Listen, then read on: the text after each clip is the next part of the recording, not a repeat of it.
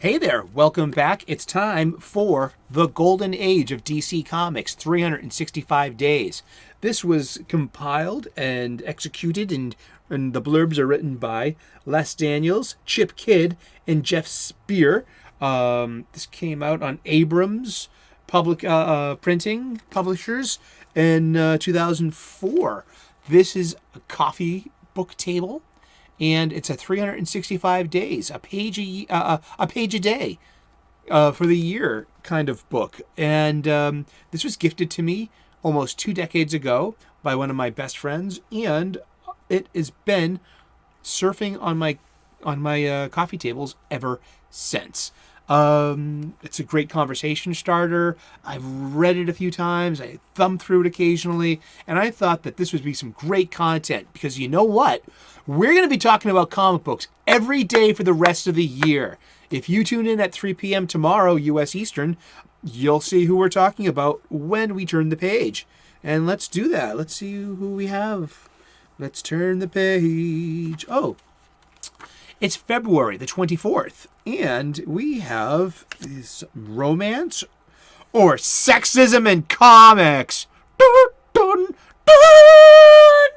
Yeah, before we do that, this might be a touchy subject. Oh, that's very depressing. Oh, I've been yearning for a new sense of humor. Oh, I didn't get my fill of that bad pun. Yeah. Oh, gosh. Comics are sometimes punny. It's a punny angle, dad joke thing going on in comic books, especially with names. Secret identity names. Like, oh, you didn't figure out that Dr. Chuck McNider was Dr. Midnight.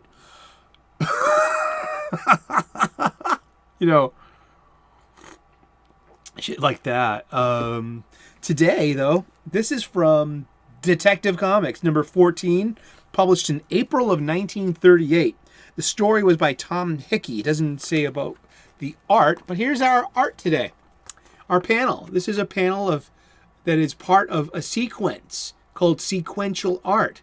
So the story moves through the progression of how you read these panels of art. Inside the panel is a depiction of what's going on with the story, of a whom, of a locale, or an object. Usually, sometimes, doesn't have to. Works of art don't include narrative caption. They don't need them. But this is, just a different aspect of art and of drawing and storytelling for the time as well. This was made in 1938. These were very feasible ways of communicating information and entertainment. So let's read the blurb for today, February 24th. Detective Comics, the first regularly published comic book devoted to a particular theme. Hence DC Comics, by the way, is Detective Comics, home of DC Detective Comics, yeah. Originally featured a number of generic investigators and adventures based on ideas from pulp magazines. Yes, this is before Superman and Batman, became the costumed adventurer of the modern superheroes. That's why Superman is the great granddaddy of superheroes, and that's why, there's the whole thing, and that's what we're here to talk about. This whole thing of ours, right? This is our thing. I love talking about comic books. Are you here? Are you talking about comic books with me? Well, leave a comment or a question. Let's talk comic books. And let's talk about this, too. Because we're going to get into maybe something problematic, definitely something of the ago. And so, yeah, let's talk about it. So, Detective Comics, generic investigators based on pulp magazines. Pulp magazines were detective stories, the gumshoe narration, also in movies such as Humphrey Bogart, the Sam Spade stuff. Dashiell what's his name? Dashiell Barrett. I read these things so long ago. It'll come back to me. Dashiell Hammett. Yeah, that's some good stuff. Of the same time. And the tough guy who got involved with sexy dames was a staple of the pulp spicy detective stories, published by DC's Harry Donenfeld. The key character there was Dan Turner, the promiscuous private eye created by Robert Leslie Bellum.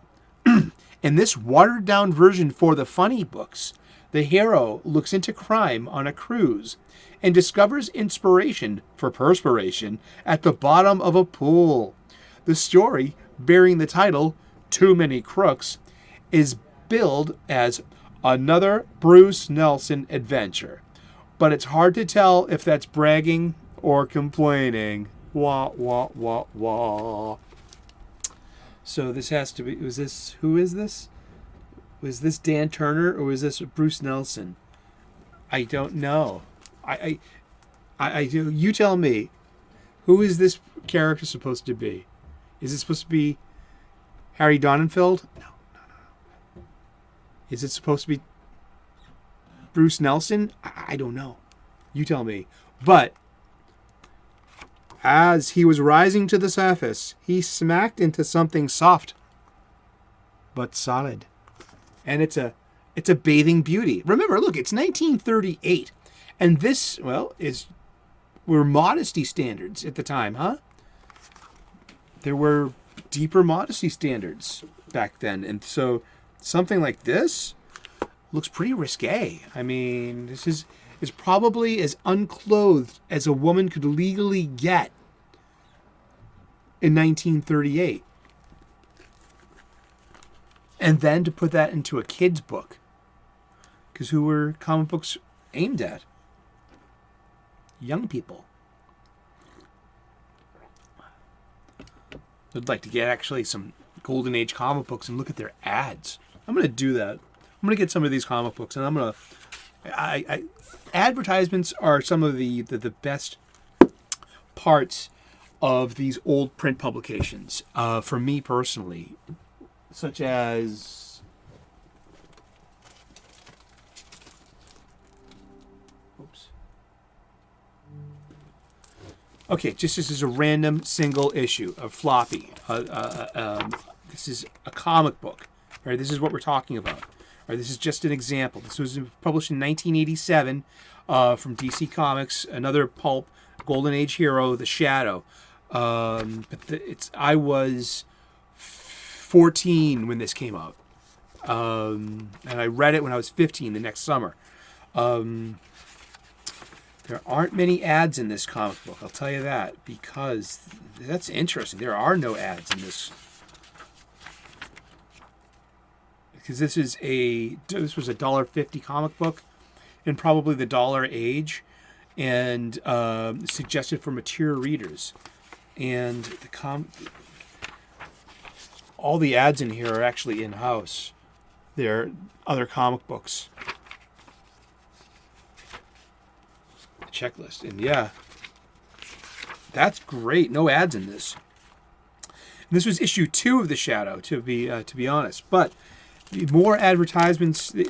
Comic books usually have several pages of advertisements, and those are for me are the triggers of the sense memories that will bring me back. You know, the constant. How many times were you in that car? You had to hear that jingle over and over again. Now, when you say 1-800-54, what do I say? Giant. Who do you call when your windshield's busted? I mean, it's been years, but I finally got 1-800, 77 cars for kids. 1-8. Oh, don't do it. It'll be in your head for days. But advertisements in these old comic books are great touchstones to the past, especially if you were a kid and you were conscious and alive during those times. And but yeah, I'm going to pick up some Golden Age comic books just to look at the ads, to see what kind of advertisements, to see who was this marketed, to whom was this marketed. Really? It was, was it children? Yeah, that was a core group. It was young people, definitely. It wasn't like it is today, where there's a core group of an aging fan base, probably between 70 and 40 years old, maybe 30 years old, and then all these kids trying to ruin our stuff. Oh, look, he shit on the rug again, Meffel. I know. That's what kids do, right? I don't know. I don't have children. But I've been around children all my life, and I was one. And, yeah, so that's about it for today. It's February the 24th. And, yeah, it was just... We didn't get into the sexism much. That's great, because really... We'll get into that later. I swear, this book is going to bring out the problematic past in all of us, and we'll go through it together. So thank you for tuning in. Like and subscribe if you can. We're going to be talking about comic books every day for the rest of the year. So tune in tomorrow at 3 p.m. Eastern U.S. And when we turn the page, we'll find out what we're talking about then. And I love talking about comic books. If you love talking about comic books too, then this is the place for you. Hopefully I'm going to earn your subscription, and you're going to tune in every day, and we're going to be part of the conversation. Thank you so very much. I'm a spiritual guy, an ordained minister. We get spiritual here. I'm also a professional chef. I make cooking videos with restaurant level hacks so you can make nutritious, delicious, and beautiful food at home for you and your loved ones at your table when you break bread and sit down and be together. Yes! And hopefully comic books are bringing us together right now too. Thank you. God bless. Good luck.